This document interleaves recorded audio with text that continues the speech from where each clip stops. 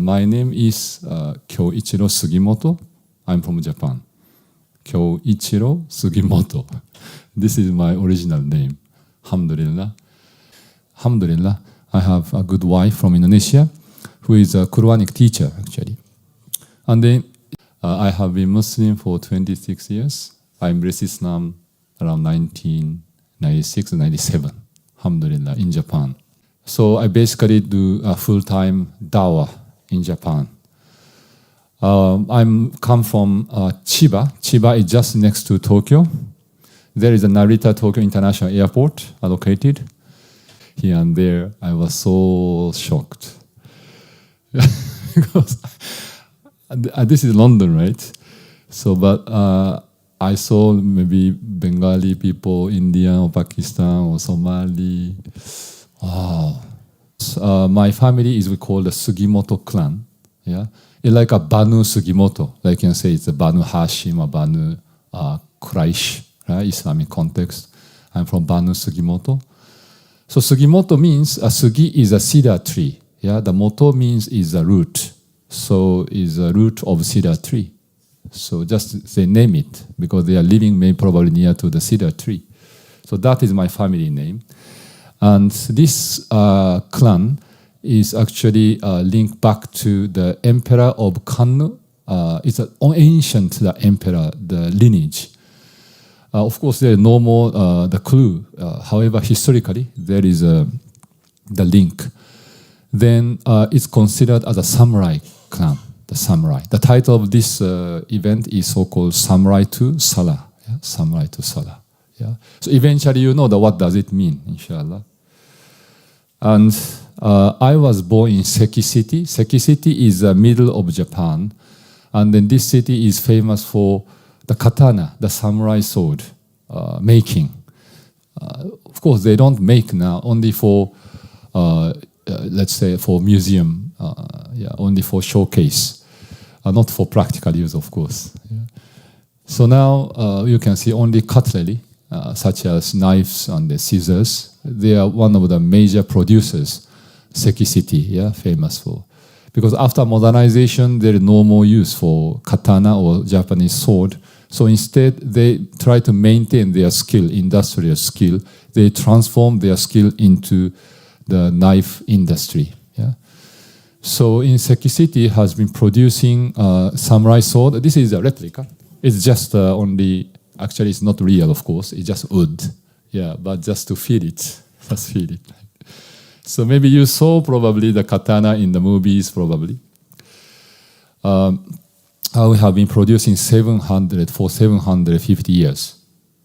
And still we have 3 katana masters who are the swordsmiths in that city, still now.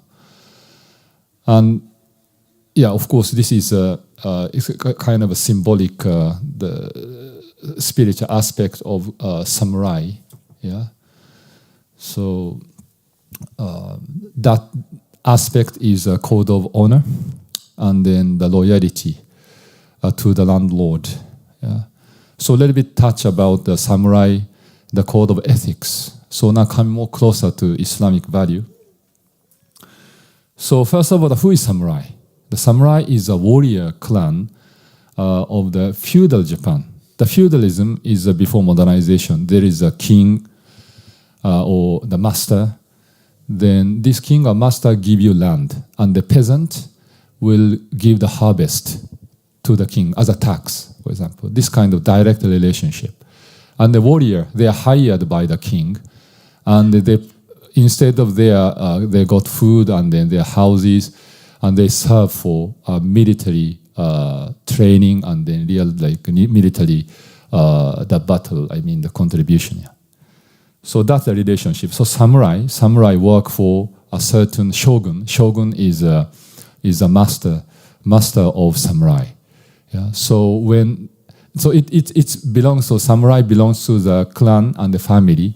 So when the samurai they fought, they fight each other.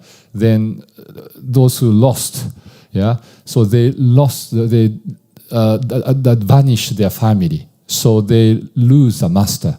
So naturally, the samurai also lose their master. So we call masterless samurai. We call the Ronin. Maybe Ronin. There is a movie, you can say Ronin. So masterless samurai. So they explore, and they have very strong ethics.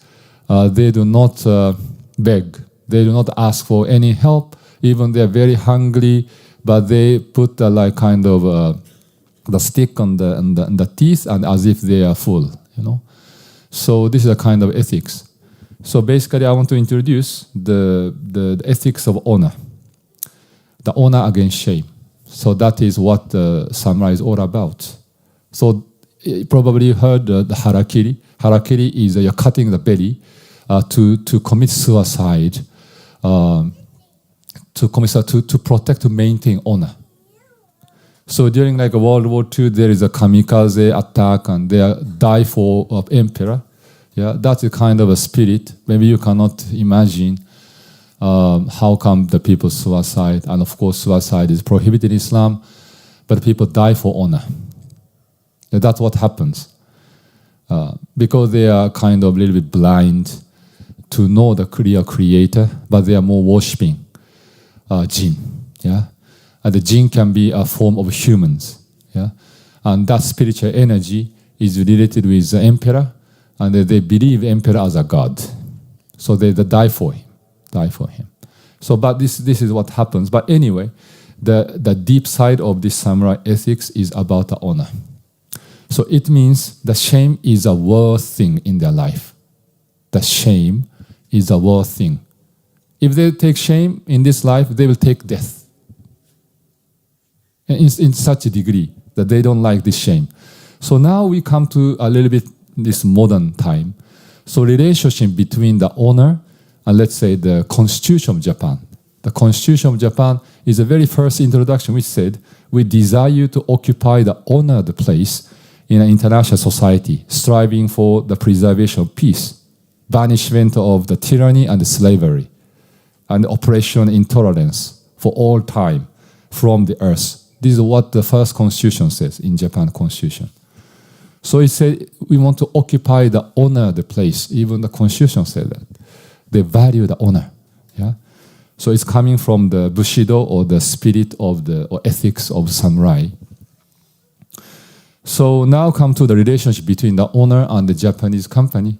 Yeah, you see every day the Japanese car, not Japanese people or Japanese Muslim, right? You are very close to a Japanese product. So it's a very famous that people have a loyalty to the company. Yeah, and they produce high quality and services. Why? Because one of the reasons, because they honor. They want to gain the honor. If they produce a very low quality of products and services, it becomes shameful, very shameful for them. Yeah, so that's why they make effort to reach to such a degree that that people respect or people really appreciate that quality. So that is honor for them. Alhamdulillah, now Muslim population in Japan is 230,000. 230,000. Yeah. But percentage-wise, it's only 0.18. 0.18%. So, but alhamdulillah, compared to the 20 or 25 years ago when I embraced Islam, it's much better. So that time, we have only 3 masajid all around Japan. But today we have more than 150. Alhamdulillah. Without musalla, the small musalla like in the stations or supermarket. Yeah. So alhamdulillah. But I found the Quran in Japanese language. And I found one very unique concept of akhirah, the hereafter, life after death. So this Quran is emphasizing where we are going to. This life is not the end of the life. Repeating. So I have never imagined that the importance of akhirah, because people are so busy for this dunya, never even single 1 second they don't think about it. Even single second they don't think about. It doesn't matter where you are born. whether in Bangladesh or in Japan or UK, let's say. But how we live, how we spend our time and our resources given. We are all trusted. We are all just borrowing from Allah only. So that's why each and every person has its own test. Each and every person has its own unique test. None of us has same test. Oh, so I like this concept. So it means I can find the justice, full justice. So just 2 years ago, my parents also make shahada. Yeah, that is really surprised me, because before that it was so difficult, especially my father, because I always talk about Islam whenever I meet. So get angry.